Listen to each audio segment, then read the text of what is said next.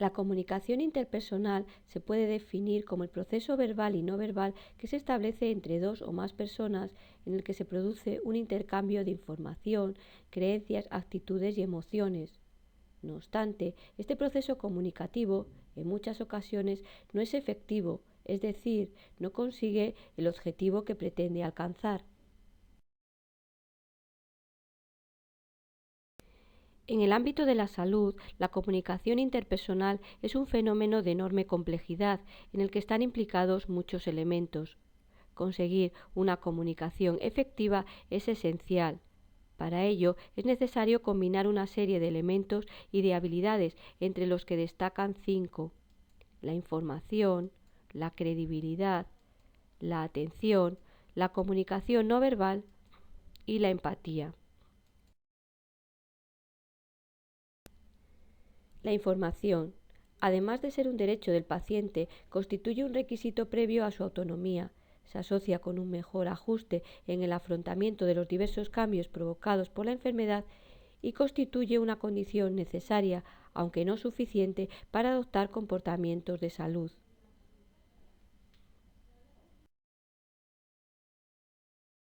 Para que la información se convierta en una herramienta terapéutica, es preciso que ésta sea comprendida y recordada, para lo cual es necesario adoptar una serie de estrategias como utilizar frases sencillas, cortas y afirmativas, evitar los tecnicismos, presentar la información agrupada y ordenada, repetir, enfatizar lo más importante e ilustrar.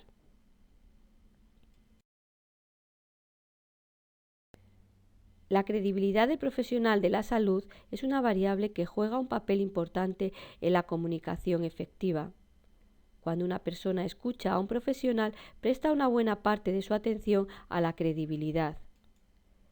La credibilidad es una percepción que depende tanto de componentes objetivos como de subjetivos. La credibilidad de una fuente, a su vez, depende de dos dimensiones: su competencia y su sinceridad. La dimensión de competencia se refiere a la percepción que un receptor elabora sobre las habilidades, capacidades y conocimientos del otro.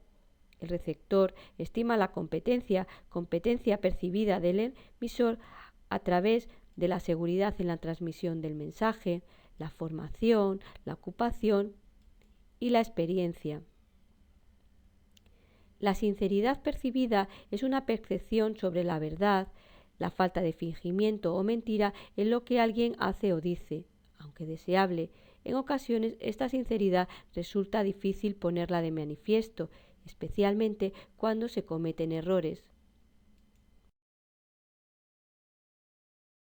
La capacidad del ser humano para procesar información es limitada y además no es constante, por lo que puede reducirse temporalmente, por ejemplo, tras demandas de atención prolongadas. Por lo tanto, es necesario disponer de un mecanismo que regule la entrada de información. Este mecanismo es la atención. Una cuestión clave del estudio de la atención es por qué el sujeto toma en consideración unos estímulos y no otros, unos atributos determinados de estos y no otros. Atender no es un proceso biológico, independiente de la voluntad del individuo, sino que es un comportamiento voluntario, regulado por variables asociadas al estímulo y al sujeto. Las variables asociadas a los estímulos tienen que ver con su intensidad, su repetición y su novedad. Entre los factores asociados a los sujetos se encuentran la concentración, su motivación y sus intereses. Escuchar es una habilidad que incrementa nuestra atención.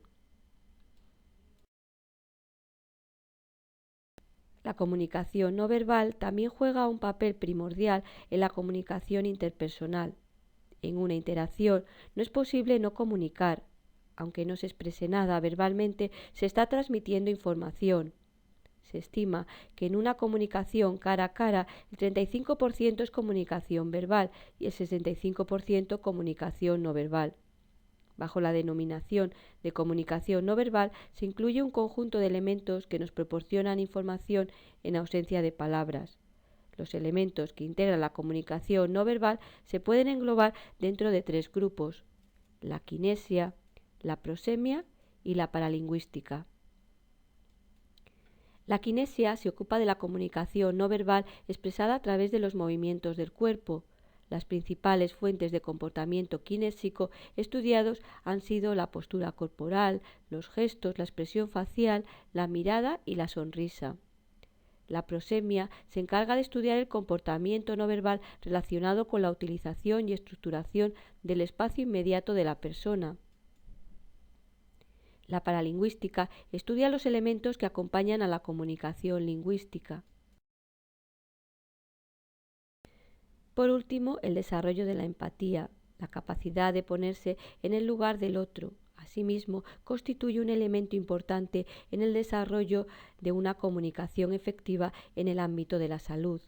La empatía es un proceso que requiere, en muchas ocasiones, un esfuerzo por comprender la realidad del otro, una realidad que puede ser muy distinta a la nuestra. Para el desarrollo de la empatía se requiere escuchar, no prejuzgar y no temer a las emociones. Para finalizar, a modo de resumen, la comunicación interpersonal en el ámbito de la salud es un proceso complejo. Para llevar a cabo una comunicación efectiva es necesario combinar una serie de elementos y estrategias. La información, la credibilidad, la atención, la comunicación no verbal y la empatía juegan un papel destacado en la comunicación efectiva.